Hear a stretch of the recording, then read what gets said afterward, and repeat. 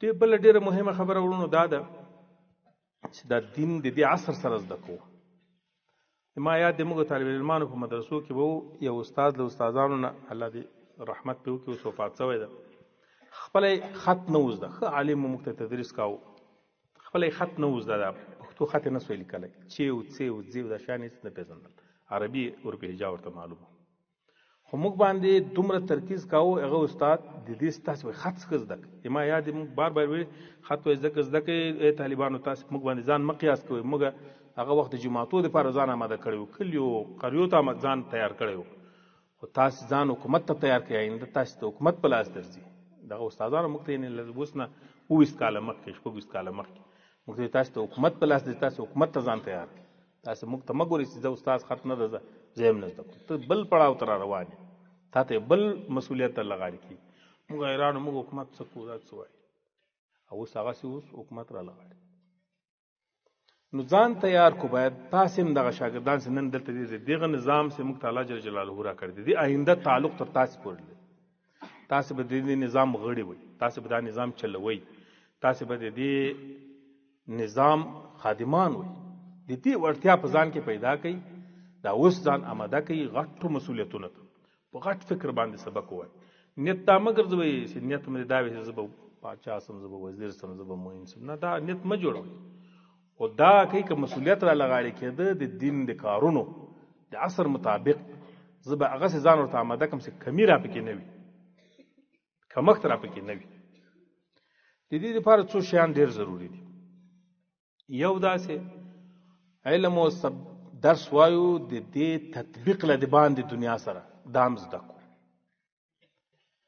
ځینې وخت کې علما وي الله دې عمرونه ورکړي، الله دې په علم کې برکت واچوي، ډېر متبهر علما وي، په کتاب ډېر ښه پوهېږي، خو د کتاب مسله د باندې له ټولنې سره نشي تطبیق کولی.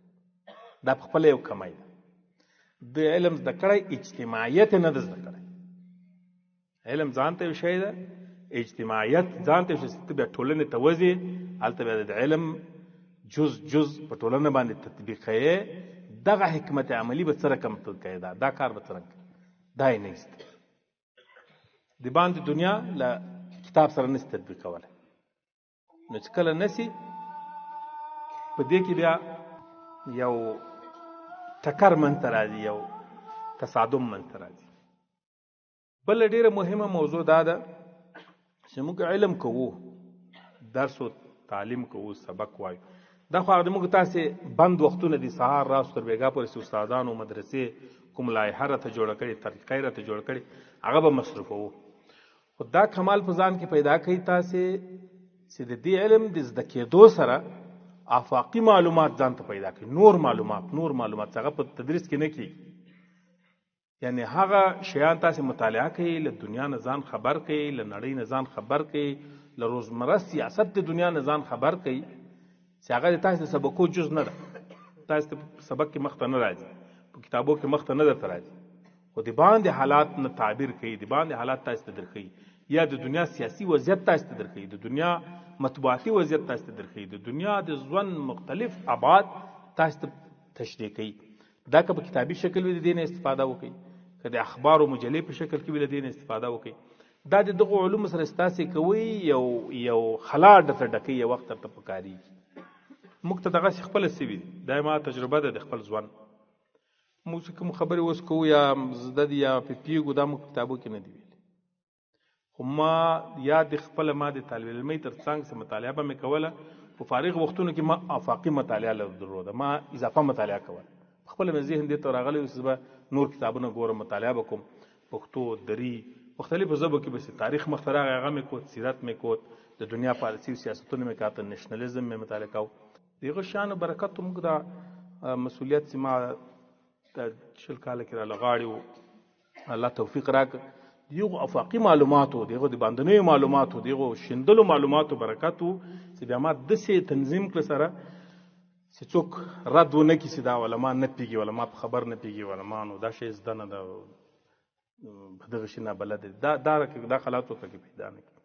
دغسې مې خط کې کوشش کړی و، خطاطي مې زده کړې وه، دغسې نور شیان. دا زه خپله تجربه تاسو سره شریکوم. نو کوشش وکړئ د علومو تر څنګ چې دا کوم مدون شیان تاسو ته ترتیب شوي دي په صنفو کې په درجو کې په دغه مدرسه کې د دې ترڅنګ افاقي معلومات اضافه معلومات هم کوئ. کتابخانې دلته شته، د باندې کتابونه اسانه شته، نور وسایل ارتباطي وسایل شته چې تاسو لاسرسی به کېدای شي ورته ولرئ. نو چې تاسو لاسرسی لرئ اضافه معلومات د دنیا نه زده کړئ، دنیا وپېژنئ، دنیا سره ځان اشنا کړئ. ځکه تاسو یو وخت راوځئ چې کله ځوانانېږي تاسو د مختلفو مشکلاتو سره مخ کېږئ. چې علم د سره نه هغه ګاډۍ نشي چلولی، هغه موټر نشي چلولی.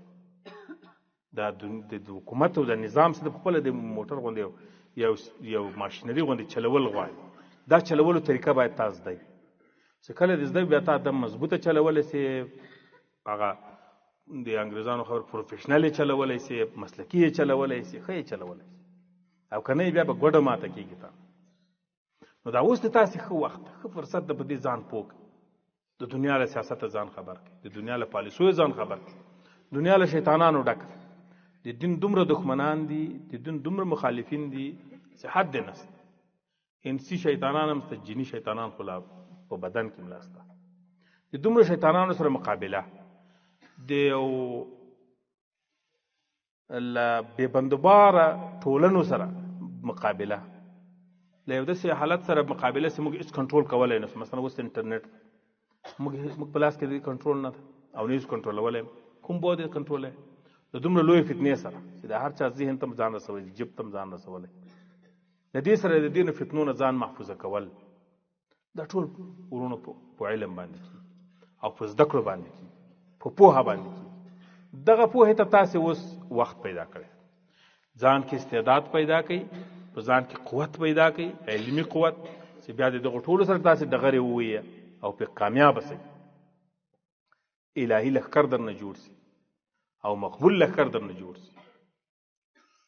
علم په خپله یو صفت انجلائي ده. علما یو تعریف د علم دا کوي: العلم هو صفة انجلائیة تنکشف بها المعلومات. علم یو انجلائي د صفت ده چې هغه متوجه کې شي، هغه روښانه کوي درته، تنکشف به المعلومات. په دې سره معلومات تاسو ته لوڅي، د دنیا د مختلفو ابعادو نه تاسو خبرېدلی شئ. نو علم هر ډول د علم سي تاسو کم مه بولئ، لوی نعمت ته له ټولو نه لوی نعمت. د علم په فضایلو کې په تاسو ته استادان ډېر غږېدلي او ډېرې خبرې به درته کړي. نن زمانه کې علم دا رقم شی دی که چا سره علم نه و، د هلاکت په سلو کې 80% د هلاکت امکان لري. دی ګمراه سي، د الله د دین نه او د الله د عبادت نه باغی سي. ځکه دومره ډېر خطرات موجود دي چې حد نه لري. په ښه ګډې لکه هغه سیمه او منطقه چې په ماینونو باندې فرش شوي، هر ګام سره د چاودنې او د یو تاواني او د ژوند د ختمېدو خطر تړلی. نو اوس فتنه دور دی. فتنو په دور کې عبادت کې ځان ساتل، نیت سم ساتل، الهیت پالل، په شریعت ځان سم برابر ساتل، ټولنې ته خدمت کول، دا ټول دغومره ډېر دښمنان لري. جني شیطانان خو ستا او انسان په بدن کې ستا، الله تسلط ورکړی په انسان باندې. او هغه انسي شیطانان څومره ډېر دي. د دنیا ټول کفار د دې اسلامي نظام او د شریعت او د شریعت د تطبیق دښمنان دي. خپله ټولنه هم نه اهله ده، اکثریت خلک پوه نه وي، اکثریت خلک عالمان نه وي. قرآن کریم کې اصطلاح د اکثریت چې دغه نه اهله خلکو ته استعمال شوی، اکثرهم الفاسقون، اکثرهم لا یؤمنون، اکثرهم لا یشکرون. دا رقم اکثر نه اهل خلکو ته ویل شوي. ټولنه جوړه دغسې ده طبیعي چې اکثره خلک ټول جوړ نه وي. نو د اکثریت هغه ده، نو دین هم ته متاثره کېږي، رواجونه دې مختلف دا در باندې تطبیق کېږي. د دې ټولو سره مقابله ته هلته کولی شي چې د ټولو په وړاندې ته آمادګي ولرې، ته تیاری ولرې، د خطراتو پیژندنه وکړي. کوم خطر ستا وپېژند، ځان ځینې ساتلی شي. که ودې نه پېژاند پکې واقع کېږي. نو د طالب علمۍ او د مدرسې د علم دغه دور دا یو غنیمت وګورئ، دا یو لوی ظرف د تاسو ته الله جل جلاله درکړي او لوی امکانات یې درکړي. تاسو له کوره الله پاک دلته مدرسې ته راورسوئ، دا په خپله اراده نه یاست. حدیث شریف ده: ما یرید الله به خیر یفقهه فی الدین. چاته چې الله د خیر اراده وکړي، دته پوهه په دین کې ورکوي. کله چې دین ته راووتې، مدرسې ته راووتې، قال الله او قال رسول ته کېناستې، د استاد حضور ته کېناستې، په دې پوه چې الله تا په حق کې د خیر اراده کړې ده. الله جل جلاله د خیر او ښه ژوند تېرولو د نجات په آخرت کې د دې اراده درته کړې ده. خو دې اراده کې د الله اراده شکر وباسه، د الله د دې ارادې شکرانه په عبادت سره ادا که او ځان آماده که، د دې نه پوره استفاده وکړه. نیمګړی مه زده کوه، نیمچه ملا له ځانه مه جوړه. بیا به د دین په خپل هم نه زده، په بل چا به هم سم نه تطبیقول. او بل دا داسې د دین د خدمت په ځای به د دین په ضد کارونه درنه وسي، خدای نه خواسته، بیا به په لا سخت عذاب اخته.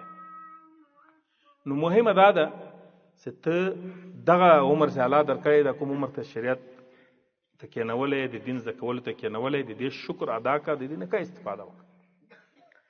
بل دا یو سیزن هم ده، تاسې د عمر دا عمر همیشه نه وي.